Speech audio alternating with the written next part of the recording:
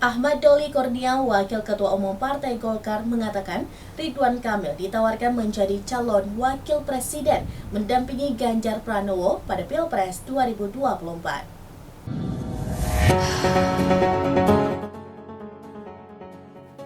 Ahmad Doli Kurnia, Wakil Ketua Umum Partai Golkar, mengatakan Ridwan Kamil atau Kang Emil ditawarkan menjadi bakal calon wakil presiden atau cawapres pendamping Ganjar Pranowo di Pilpres 2024. Menurut Doli, tawaran itu datang dari Ketua Umum PDI Perjuangan atau PDIP Megawati Soekarno Putri.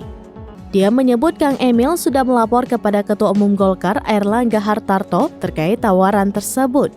Doli menuturkan Kang Emil ditawarkan menjadi cawapres lantaran Ganjar membutuhkan figur yang bisa menarik suara di Jawa Barat. Dia menerangkan tawaran tersebut yang disebut Kang Emil bakal ada peristiwa tak terduga atau breaking news. Namun Doli menjelaskan tawaran Megawati tersebut belum dibicarakan di DPP Golkar sehingga dianggap sebagai wacana belaka.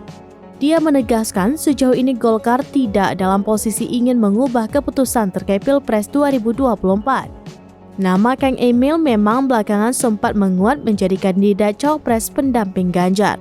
Selain Kang Emil, muncul nama Menko Polhukam Mahfud MD dan Ketua Bapilu P3 Sandiaga Uno.